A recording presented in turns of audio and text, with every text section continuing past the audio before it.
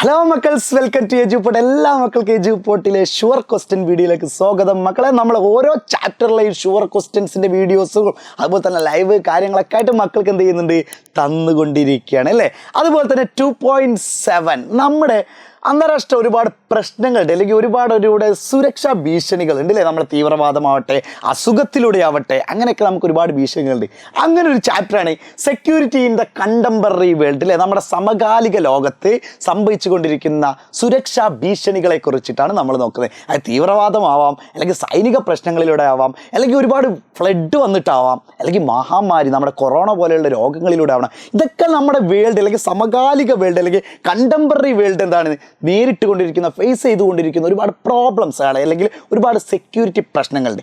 അതാണ് നമ്മൾ ഈ ചാപ്റ്ററിൽ പഠിക്കുന്ന 2.7. മക്കളെ, ഇതിൽ നമ്മൾ എന്ത് ചെയ്യുന്നുണ്ട്, ചാപ്റ്റർ പഠിപ്പിക്കാൻ ഞാൻ ഒരുക്കമല്ല, നിങ്ങൾക്ക് ഇപ്പോൾ അതിൻ്റെ ആവശ്യമില്ല എന്നറിയാം. നിങ്ങൾക്ക് പിന്നെ എന്താണ് ആവശ്യം? സാറേ, ഇതിൽ ചോദിക്കുന്ന ഷുവർ ക്വസ്റ്റ്യൻ ആണ് മിക്ക കുട്ടികളും മെസ്സേജിലൂടെയൊക്കെ ചോദിക്കുന്നത്. സാറേ, ഷുവർ ക്വസ്റ്റ്യൻ മതി, ഇതിൽ ചോദിക്കുന്ന ക്വസ്റ്റ്യൻസ് മാത്രം അങ്ങോട്ട് ഞങ്ങൾക്ക് ഒരു പിഞ്ഞാണ പാത്രത്തിൽ അങ്ങോട്ട് കലക്കി തന്നേക്ക് സാറേ, ഞങ്ങൾ അത് കുടിച്ചാൽ അങ്ങോട്ട് എക്സാമിന് അടിപൊളിയാക്കിക്കോളാം. നിങ്ങൾ അത് തന്നെ ചെയ്തേക്ക് മക്കളെ, ഇനിയിപ്പോൾ സമയമില്ലല്ലോ നമുക്ക്. ഓക്കെടാ, ഫസ്റ്റ് ക്വസ്റ്റ്യൻ ഏതായിരുന്നു? What are the 3 components of India security strategy? Important question മക്കളെ. നമ്മൾ അത് മാത്രമേ മക്കൾക്ക് എന്ത് തരുന്നുള്ളൂ, അല്ലാതെ വലിച്ചു വാരി ക്വസ്റ്റ്യൻസ് തയ്യാറാക്കി തരുന്നില്ല. അപ്പോൾ നോക്കളെ മക്കളെ, 3 components of India security strategy. ഇന്ത്യയുടെ സുരക്ഷാ തന്ത്രങ്ങളുടെ 3 പ്രധാന ഘടകങ്ങൾ എഴുതുക. 3 ചോദിക്കുള്ളൂ, പക്ഷെ നമ്മൾ കുറച്ച് പഠിക്കുന്നുണ്ട്. ഏതൊക്കെയാണ് 3 പ്രധാന തന്ത്രങ്ങൾ എന്ന് വെച്ചാൽ, ഒന്ന് സ്ട്രെങ്തനിങ് ഇറ്റ്സ് മിലിറ്ററി ക്യാപ്പബിലിറ്റീസ് അല്ലെ. സൈനിക ശേഷി എന്ത് ചെയ്യുക, ശക്തിപ്പെടുത്തുക. നമ്മുടെ എന്ത് ചെയ്യണം, സുരക്ഷാ ഭീഷണികൾ നമ്മൾ റെഡി ആണെങ്കിൽ നമ്മുടെ സൈനിക ശേഷി എന്ത് ചെയ്യണം, ഒന്നും കൂടി പവർഫുൾ ആക്കിയിരിക്കണം അല്ലേ. അപ്പോൾ നമുക്ക് എന്തായിരിക്കും, അങ്ങനത്തെ കുറേ ഭീഷണികളിൽ നിന്ന് നമുക്ക് ഇതാക്കാം. അപ്പോൾ ഇന്ത്യ കൈകൊണ്ട ഒരു സ്ട്രാറ്റജിയാണ് ഏതെന്ന് പറയുന്നത്, ഒന്നാമത്തത് ഇന്ത്യയുടെ സൈനിക ശേഷി ശക്തിപ്പെടുത്തി. രണ്ടാമത്തതാണ് വരുന്നതാണ് strengthen international norms and international institution. അന്താരാഷ്ട്ര മാനദണ്ഡങ്ങളും അന്താരാഷ്ട്ര സ്ഥാപനങ്ങളും ശക്തിപ്പെടുത്തുക.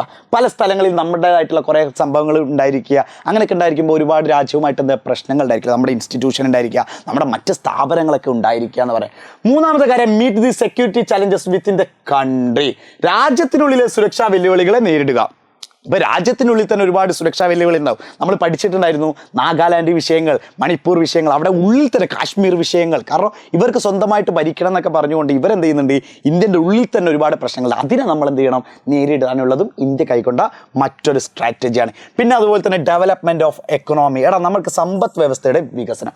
ദാരിദ്ര്യം ഇല്ലാതാക്കണം, അല്ലെങ്കിൽ ദാരിദ്ര്യം ഇല്ലെങ്കിൽ നമ്മൾ ഇവിടെ തന്നെ എന്തായിരിക്കും, പട്ടിണി ബാധിച്ച് മരിച്ചു പോകും. അപ്പോൾ അത് ഇല്ലാതാക്കണം. അപ്പോൾ 4 പഠിച്ചു നമ്മൾ.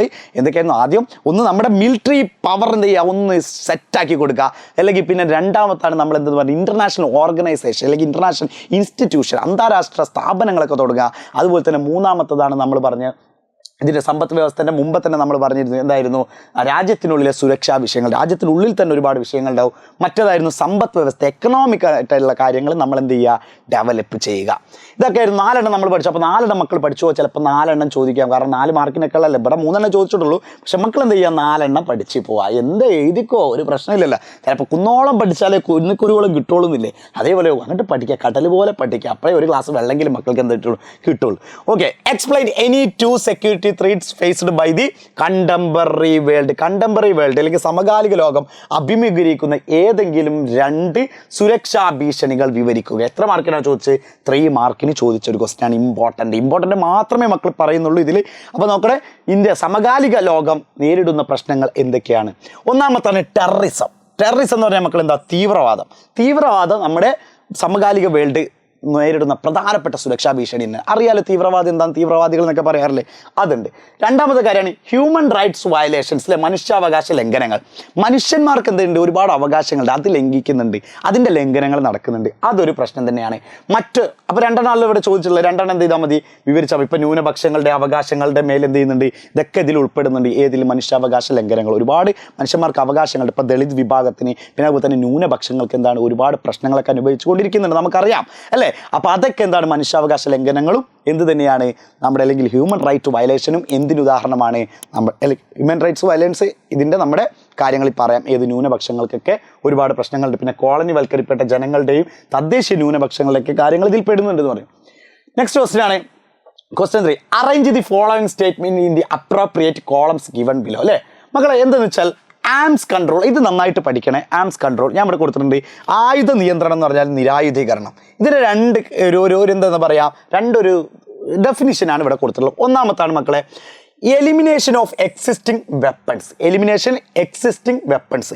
ഡിസാർട്ട്മെന്റ് എന്ന് പറയുന്നുണ്ട് ആംസ് കൺട്രോൾ, ആയുധ നിയന്ത്രണം പറയുന്നുണ്ട്, നിരായുധീകരണം പറയുന്നുണ്ട്. അപ്പോൾ ഇതിൽ ഏതൊക്കെയാണ് എക്സാമ്പിൾ മക്കൾ നന്നായിട്ട് പഠിക്കണം. അപ്പോൾ ആയുധ അല്ലെങ്കിൽ നിരായുധീകരണം ഡിസാർട്ട്മെന്റ് എന്താണെന്നും ആംസ് കൺട്രോൾ ആയുധ നിയന്ത്രണം എന്താണെന്നും മക്കൾ പഠിച്ചേക്കണം. അപ്പോൾ രണ്ട് ഓപ്ഷൻ എന്നിട്ട് എലിമിനേറ്റിംഗ് ഓഫ് എക്സിസ്റ്റിംഗ് വെപ്പൺസ് എന്ന് വെച്ച് കഴിഞ്ഞാൽ നിലവിലുള്ള ആയുധങ്ങൾ ഒഴിവാക്കുക, നിലവിലുള്ള ആയുധങ്ങൾ. രണ്ടാമത്തെ പുതിയ ആയുധങ്ങൾ വികസിപ്പിക്കുന്നത് ആർജിക്കുന്നതിന് നിയന്ത്രണം ഏർപ്പെടുത്തുക. ഇത് ഏതൊക്കെ ഇവിടെ മക്കളെ? നിരായുധീകരണം എന്ന് പറയുക വരും. എലിമിനേഷൻ എന്ന് പറയാം നിലവിലുള്ള ആയുധങ്ങൾ ഒഴിവാക്കുക. ഒരുപാട് മാരക ആയുധങ്ങളുണ്ട്, അത് ഒഴിവാക്കുന്നതാണ് നിരായുധീകരണം എന്ന് പറഞ്ഞത്. ഇനി ആയുധങ്ങളുടെ കൺട്രോളാണ് ഇതെന്ന് പറയുന്നത്. പുതിയ ആയുധങ്ങൾ വികസിപ്പിക്കുന്നതിന് ആർജിക്കുന്നതിനുള്ള നിയന്ത്രണം ഏർപ്പെടുത്തുക. അപ്പോൾ എന്തായിരുന്നു? ആയുധ നിയന്ത്രണങ്ങൾ വരും കേട്ടോ. അത് നന്നായിട്ട് നോക്കിപ്പോണേ. നെക്സ്റ്റ് ക്വസ്റ്റ്യൻ ആണ്, what are the new sources of threats to both human security and global security? Right any 3. ഏതെങ്കിലും 3 എഴുതാൻ. എന്തായിരുന്നു ക്വസ്റ്റ്യൻ? മാനവിക സുരക്ഷയ്ക്ക്, മനുഷ്യന്റെ സുരക്ഷയ്ക്ക്, ആഗോള സുരക്ഷയ്ക്കും ഭീഷണി ഉയർത്തുന്ന ആധുനിക വെല്ലുവിളികളുടെ സ്രോതസ്സുകൾ ഏതെല്ലാം? ഏതൊക്കെയാണ് മക്കളെ വരുന്നത്? ഒന്ന് സംഭവം നമുക്ക് പറയാം. ഏതൊക്കെ പെടാം? പട്ടിണി, രോഗം, പ്രകൃതി ദുരന്തങ്ങൾ തുടങ്ങിയവ മറ്റ് ഭീഷണിയിൽ നിന്നൊക്കെ എന്ത് ചെയ്യുന്നുണ്ട്? നമ്മളെ സംരക്ഷിക്കുന്നുണ്ട്. പിന്നെ അതുപോലെ തന്നെ മറ്റൊരു കാര്യം, in other words broadcast formulation of human security agenda include freedom from want and freedom from fear.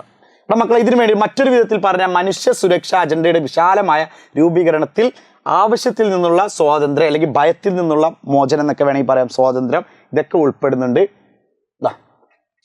ഇവിടെ ചോദിച്ച ക്വസ്റ്റ്യൻ എന്തായിരുന്നു? മാനവിക സുരക്ഷയ്ക്ക് ആഗോള സുരക്ഷയ്ക്കും ഭീഷണി ഉയർത്തുന്ന ആധുനിക വെല്ലുവിളികളുടെ സ്രോതസ്സുകൾ ഏതൊക്കെ? അതായത് നമുക്ക് പറയാം പട്ടിണിയും കാര്യങ്ങളൊക്കെ പറയാം കേട്ടോ. പട്ടിണി കാര്യങ്ങളൊക്കെ മാനവിക സുരക്ഷൻ്റെ കാര്യങ്ങൾ പറയാം.